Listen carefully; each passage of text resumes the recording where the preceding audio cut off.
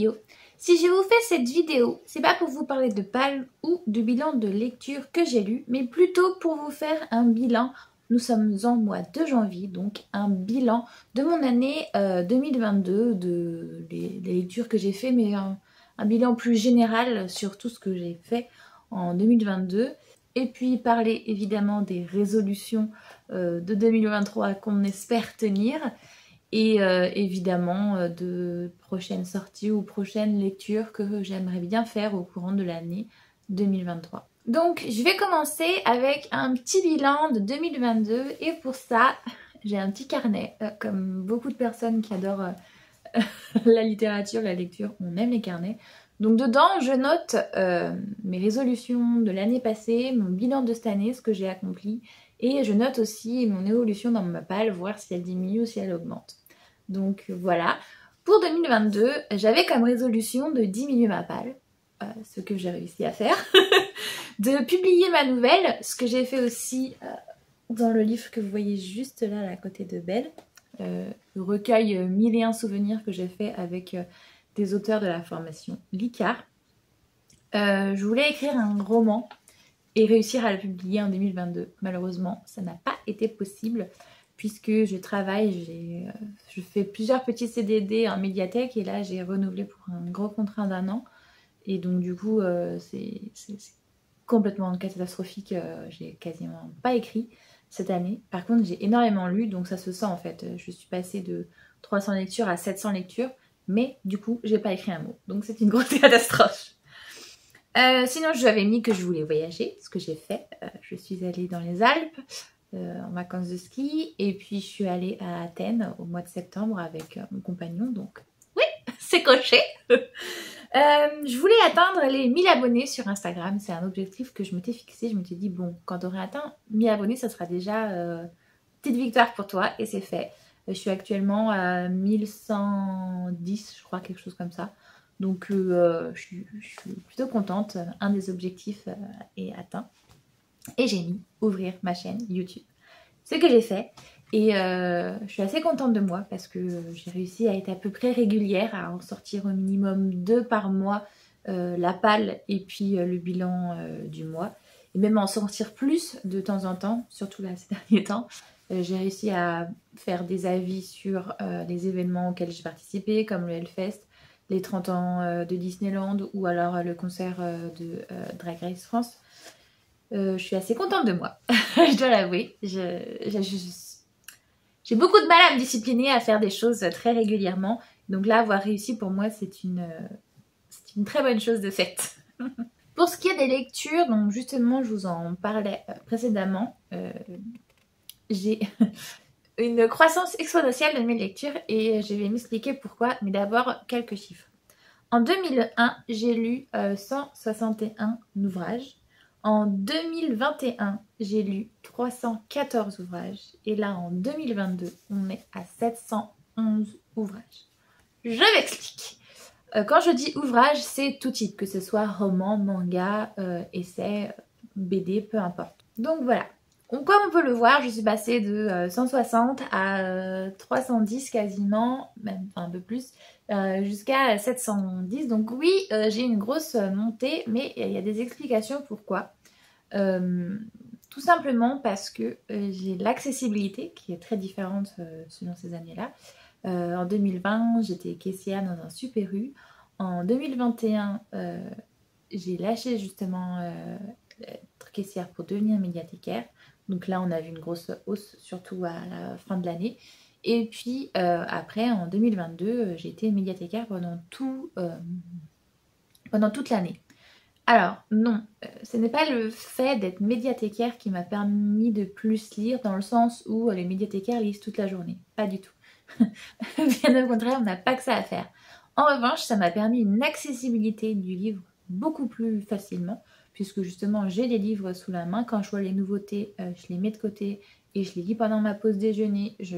J'en emmène du coup beaucoup plus aussi à la maison, donc je lis beaucoup plus parce que le livre est plus accessible. C'est pas comme si je devais aller à la médiathèque pour aller en chercher. Non, tous les jours, je m'occupe des livres et je les vois passer. Donc voilà, c'est pour ça que je pense que j'ai énormément augmenté mon quota, si je puis dire.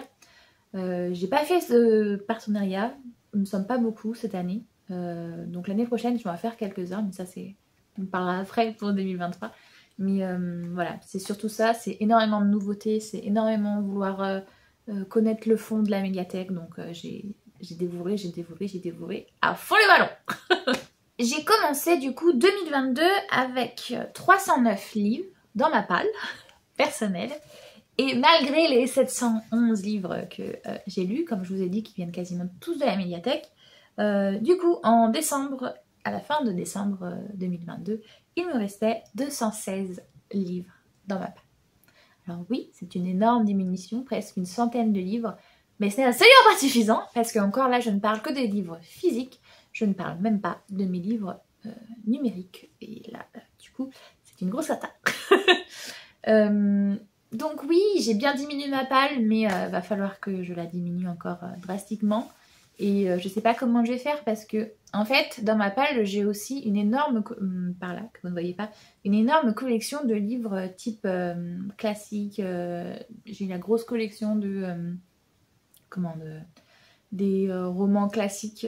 J'ai la grosse collection aussi des Shakespeare, des pièces de théâtre. C'est compliqué de se mettre dans le mood de lire celle-ci. Ou alors les nordiques aussi, j'avais acheté là tous les Thor et tout. Donc j'aimerais, mais je crois que ça fait du coup 129 tous mes gros classiques là que j'avais achetés. Et faudrait que je trouve un moment, un mood pour les lire, mais c'est pas demain la veille, je pense. Je vous parle de ces collections-là, ces belles collections qu'on achète dans les journaux et tout là, dans les kiosques. Donc elles sont magnifiques, hein, mais du coup j'arrive pas à trouver le mood pour les lire. Donc voilà, je suis plutôt contente de moi parce que du coup mon bilan en 2022 est plutôt très positif et très encourageant. Donc maintenant, je vais vous parler des résolutions que je compte essayer de tenir en 2023.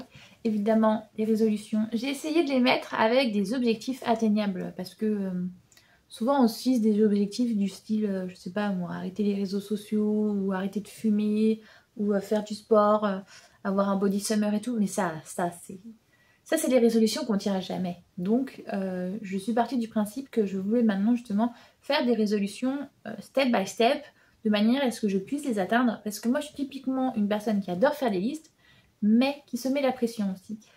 Parce que je déteste justement quand j'arrive et que je vois que la liste, il n'y a que la moitié des trucs qui sont cochés. Je prends vraiment ça très à cœur et je me dis, putain, mais t'as pas réussi à en faire la moitié, t'es nul. Et du coup, c'est pour ça que j'essaye maintenant d'y aller step by step, de me faire des listes, mais réalisables, plausibles. Parce que carrément, des fois, j'avais l'impression que j'allais tout pouvoir faire dans une journée et je me rendais compte que non, une journée, ce n'a que 24 heures. Donc je ne pouvais pas tout faire et c'est normal, c'est humain. Donc voilà, maintenant, je vais vous parler des résolutions que je compte mettre en place en 2023. Déjà, donc, on repart sur un vidage de palle. J'aimerais bien diminuer de la moitié, de rediminuer d'une bonne centaine, c'est-à-dire au moins tous les physiques, sauf les classiques que je vous ai montrés là, juste à côté. Que ça, je pense pas que je vais réussir à les lire un jour, mais ils sont tellement beaux que j'ai pas envie de les bazarder. Donc, voilà, j'aimerais au moins diminuer d'une bonne centaine de livres, ma palle. Et je trouve pas que c'est trop déconnant. Déjà parce que j'ai réussi à le faire cette année, alors que la majorité des livres n'étaient pas les miens, mais ceux de la médiathèque. Donc la résolution que je vais prendre après, du coup, va découler de ça aussi. Je compte moins lire de livres que l'année passée. Je compte beaucoup moins lire, mais par contre écrire. Et je compte moins lire aussi de livres de la médiathèque. Et plus me concentrer justement sur ma palle personnelle. Parce que juste justement quelques livres et va falloir que ça diminue drastiquement. Et donc du coup, lire moins la médiathèque, lire plus mes livres à la maison et lire moins que d'habitude pour pouvoir avoir plus de temps pour faire d'autres projets, type écrire. Mon objectif de l'année 2023, ça sera vraiment écrire. Parce que je compte publier une des romances que j'ai dans mes cartons depuis un moment, que j'avais posté d'ailleurs sur Fixia, sur une plateforme d'autopublication.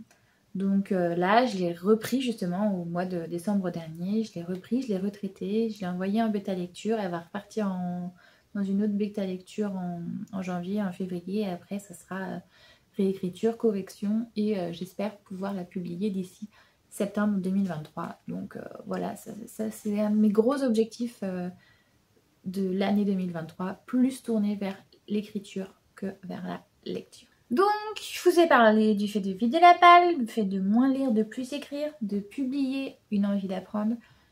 Après, j'ai quelques objectifs aussi en termes de chiffres. Justement, comme je vous ai dit, je suis à 1100 abonnés en 2022. J'aimerais bien en 2023 dépasser les 1500. J'estime que c'est une barre qui est potentiellement atteignable. Donc voilà, c'est juste une histoire de chiffres et aussi quelque part un peu de notoriété. Il faut s'avouer que justement, comme j'aimerais bien de faire de plus en plus de partenariats et tout, c'est tout bête, mais les chiffres ça compte. Un compte est beaucoup plus crédible quand il a 1500 abonnés que quand il en a 200. Donc voilà, j'aimerais bien atteindre les 1500 sur Instagram. Et du coup sur la chaîne YouTube, là je dois tourner autour d'une soixantaine je crois. J'aimerais bien dépasser les 100 à la fin de l'année. Voilà, je me mets des petits objectifs comme ça à atteindre pour être content de moi et aussi que ça reflète le travail que je fais parce que n'empêche ça me prend beaucoup de temps. Je lis beaucoup certes, mais faire les posts sur Instagram, faire les textes, ça prend énormément de temps. Pareil pour tout ce qui est story et tout, ça prend du temps. Sur YouTube c'est encore pire parce qu'il faut faire la vidéo, la monter, la programmer, faire les descriptions, ça prend aussi énormément de temps. Donc voilà, il y a des petits trucs comme ça que j'espère pouvoir atteindre, des petits échelons. Je vise pas je vise pas les 100 000 ou autres, mais voilà, des petits step by step, réussir à un petit peu améliorer, progresser et développer du coup tout ça. En 2023, il y a aussi pas mal de choses qui vont changer dans ma vie justement. Je compte changer de statut, je compte changer de boulot, il va y avoir des changements. Donc c'est pour ça que il va y avoir des changements indéniablement. Je compte développer un petit peu plus la chaîne YouTube, vu que je vais moins lire, j'aurai plus de temps pour écrire, mais aussi pour faire du contenu, pour faire des vidéos. Je compte aller aussi à beaucoup plus d'événements et de salons littéraires parce que j'avais pas forcément le temps avec le boulot, alors que là, vu que mon contrat va s'arrêter au mois d'août de cette année, j'aurai peut-être plus de chance, plus de temps les derniers mois pour faire des choses que j'ai envie de faire, type le salon de la New Romance et les Utopiales aussi cette année que j'aimerais bien faire, que j'ai pas pu faire l'année dernière. Faire plus d'événements, m'amuser plus et être plus tournée vers moi, je pense l'année 2023 ça va être ça, plus me recentrer sur ce que j'ai envie de faire et pour pouvoir faire plus aussi d'un autre côté. Je sais pas si je suis très claire dans mes propos, mais voilà. Donc voilà, je vous ai parlé de toutes mes résolutions que je compte faire pour 2023. Vider ma palle en moitié, publier une envie d'apprendre, moins lire, plus écrit, plus de 1000 abonnés sur YouTube, plus de 1500 abonnés sur Insta, faire des salons littéraires et des événements, et changer de voie professionnelle. Donc voilà, j'ai été médiathécaire là pendant quasiment 2 ans. C'était une bonne expérience, mais justement pareil, je suis à temps plein et j'ai pas le temps de faire les choses que je voudrais faire, de les faire correctement, d'écrire tout ça. Si j'arrivais à avoir un mi-temps, ça serait cool, mais je pense pas que ça va être possible parce qu'ils ont besoin de quelqu'un à temps plein. Donc voilà, je pense que je vais lâcher à la fin de l'année ce boulot et plus me concentrer sur être auteur et être créatrice de contenu sur les réseaux sociaux. Ça va changer, ça va faire beaucoup de changements dans l'année, mais c'est ce qu'il faut aussi des fois, il faut plus s'écouter et le changement ça va du bon. Je voulais revenir aussi sur le fait que j'ai dit que j'allais moins lire. Et c'est vrai, je vais beaucoup moins lire je pense. Mais il n'empêche que la lecture reste une de mes plus grosses passions, donc évidemment que je vais toujours lire et évidemment qu'il y a des lectures qui vont arriver en 2023. Alors je ne connais pas les dates de parution de tout parce que je suis médiathécaire comme je l'ai dit. Je suis pas libraire donc voilà, j'ai pas accès à Electre par exemple. Mais il y a quoi qui m'intéresse, L'Oiseau d'or de Kaini, c'est un manga tome 4 qui doit sortir. L'extraordinaire apothicaire tome 3. si je me trompe pas. Itinerance Game 3 que j'attends un petit peu comme ci comme ça parce que j'aimerais bien voir ce que ça va devenir très clairement. Arcana, une BD sur les tarots et tout, tome 2 qui est censé sortir. Si Victor Dixon pouvait nous sortir un petit Vampire tome 4, ça serait cool, mais je suis pas sûre que ça sorte en 2023. Il doit y avoir des Disney aussi qui doivent sortir, comme j'ai cru voir au bout du rêve, comme ça là sur Tiana, un Twist and Tale. Et puis sûrement plein d'autres, hein, parce que 2023, il y aura, j'imagine, encore plein de lectures géniales à faire. Et puis de toute manière, c'est pas comme si j'avais pas une énorme palle à lire déjà d'avance. Mais voilà, donc plein de lectures, plein d'écritures, plein de bonnes choses et que 2023 l'emporte. Je profite de faire cette vidéo pour vous dire aussi un grand merci, vous qui me suivez sur ma chaîne YouTube. C'est très gentil à vous parce que je pèse pas dans le game comme on dit, mais ça fait très plaisir de voir des gens qui regardent la vidéo, qui commentent la vidéo. C'est extrêmement appréciable pour le temps que j'y passe et voilà. C'est un plaisir, mais en même temps ça fait du bien de voir que ça intéresse aussi les autres ce qu'on fait. Donc voilà, j'espère que pour vous aussi, je vous souhaite une énorme et bonne année. Hein, que toutes vos résolutions 2023 comme moi, vous réussissiez à les tenir. Et puis voilà, je vous souhaite une bonne année et meilleurs vœux. J'espère que cette vidéo vous a plu. Si c'est le cas, n'hésitez pas à liker la vidéo, à la partager. Et puis si vous souhaitez justement parler avec moi, n'hésitez pas, il y a l'espace commentaire pour ça. Et moi je vous fais tout plein de gros bisous.